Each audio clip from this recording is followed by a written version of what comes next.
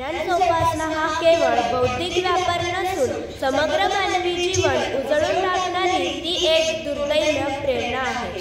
ही समाजधारणेची आस्था व समाज परिवर्तनाची दृष्टी समोर ठेवून ज्या व्यक्ती महाराष्ट्रात झाल्या त्यात कर्मवीर रावसाहेब थोरात यांचे नाव अग्रक्रमाने घ्यावे लागेल। मी विद्यालयाचे उपमुख्याध्यापक आदरणीय श्री शिंदे सर यांना विनंती करते की त्यांनी कर्मवीर रावसाहेब थोरात यांच्या प्रतिमेचे पूजन करावे।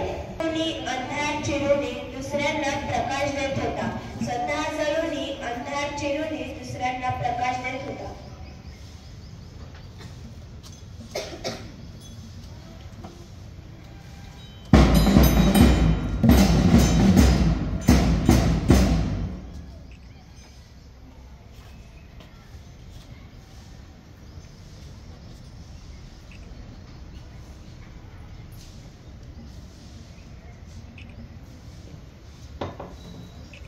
धन्यवाद सर। महाराष्ट्रामध्ये सर्वसामान्य माणसांना शिक्षणाची दारे खुली करून समाजाच्या शेवटच्या स्तरापर्यंत मुलांना उत्तम दर्जाचे शिक्षण प्राप्त व्हावे यासाठी कर्मवीर रावसाहेब थोरात अखेरपर्यंत झटले।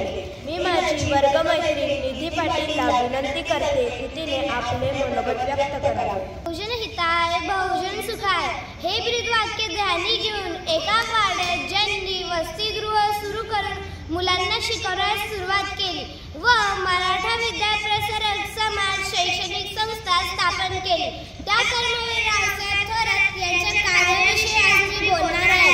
प्रथम त्यांना शतशत वंदन करते।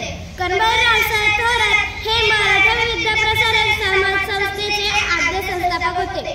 त्यांचा जन्म 19 ऑगस्ट 1890 साली निफाड तालुक्यातील कसबे सुकिने या गावात झाला। त्यांच्या वडिलांचे नाव श्री भाऊसाहेब सखाराम पाटील। त्यांचे प्राथमिक शिक्षण दिंडोरीमध्ये वणी येथे झाले व उच्च शिक्षणासाठी ते नाशिक येथे आले। नाशिक येथे उच्च शिक्षण पूर्ण झाल्यावर त्यांनी खेडेपाडी फिरून तेथील लोकांना शिक्षणाचे महत्त्व उदाहरण सांगितले व ते पटवूनही दिले। समाजसेवा करणे हा कर्मवीर रावसाहेब थोरात यांचा प्रण होता। बहुजन समाजातील अत्यल्प शिक्षणाचे प्रमाण पाहून राजर्षी शाहू महाराज, समाजसेवक गणपतदादा मोरे, कॅप्टन डी.आर. भोसले व कीर्ती वाळराव निंबाळकर यांच्यासह समाज जागृतीच्या कार्यात प्रभावी होऊन संस्थेच्या कार्यात त्यांनी स्वतःला वाहून घेतले। जुलै 1914 साली कर्मवीर रावसाहेब थोरात यांनी राठीभवन इमारतीत संस्थेचे वसतिगृह सुरू करून संस्थेचे रोपटे लावले। तेव्हा ते केवळ 24 वर्षांचे होते। पुढे त्यांनी अखेरपर्यंत मोलाचे योगदान देत संस्थेच्या संगोपन कार्यात स्वतःला वाहून घेतले। पुढे कर्मवीर रावसाहेब थोरात यांच्यासारख्या अनेक कर्मवीरांच्या अथक प्रयत्नातून ही मराठा विद्याप्रसारक समाज शैक्षणिक संस्था नावारूपास आली। 1941 साली इंग्रजांनी त्यांच्या कार्याचे महत्त्व जाणून त्यांना रावसाहेब ही पदवी बहाल केली। कर्मवीर रावसाहेब थोरात हे नाशिक जिल्हा बोर्डाचे अध्यक्षही होते व त्यांनी राजनैतिक कार्यांमध्येही आपले योगदान दिले होते। मुंबई प्रांत विधिमंडळात व मुंबई राज्य विधानसभेत त्यांनी आमदार म्हणून काम केले होते। ग्रामीण शेतकऱ्यांच्या मुलांनी शिकावे यासाठी त्यांनी त्यांच्या पालकांची मने वळवली। शेतकरी, ग्रामीण व बहुजन समाजातील लोकांना त्यांनी शिक्षणाचे महत्त्व समजून सांगितले। कर्मवीर रावसाहेब थोरात यांच्यासारख्या अनेक कर्मवीर रावसाहेब थोरात यांच्या कार्याची माहिती व नवीन पिढीसाठी ते आदर्श म्हणून संस्थेने केटीएच महाविद्यालय, कनिष्ठ महाविद्यालय मौजे सुकणे, माध्यमिक विद्यालय वणी व माध्यमिक शाळा मोहाडी व संस्थेच्या सभागृहाला त्यांचे नाव देण्यात आले।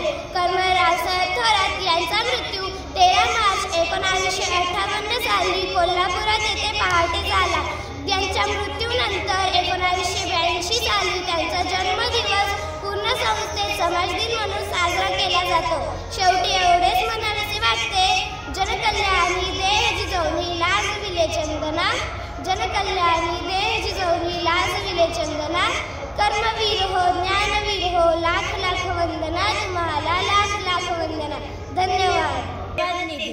मी साई पेठलेला विनंती करते की त्याने आभार प्रदर्शन करावे. आज या कार्यक्रमासाठी उपस्थित विद्यालयाचे उपमुख्याध्यापक आदरणीय श्री शिंदे सर यांचे मी आभार मानतो. तसेच आम्हाला मार्गदर्शन करणारे गुरुजन वर्ग, शिक्षकेतर कर्मचारी यांचे मी आभार मानतो. सांस्कृतिक समितीने हा कार्यक्रम इयत्ता 6वी ब या वर्गाला सादर करण्याची संधी दिली त्याबद्दल मी त्यांचेही आभार मानतो. माझी वर्गमैत्रीण संस्कृती अमृतकर हिने छान असे सूत्रसंचालन केले व निधी पाटील हिने कर्मवीर रावसाहेब थोरात यांबद्दल आपले मनोगत व्यक्त केले त्याबद्दल मी त्यांचेही आभार मानतो. सर्वात शेवटी विद्यार्थी मित्रांनो, तुम्ही हा कार्यक्रम शांत चित्ताने ऐकला त्याबद्दल मी तुमचेही आभार मानतो. अध्यक्षांच्या परवानगीने हा कार्यक्रम संपन्न झाला असे मी जाहीर करतो. धन्यवाद.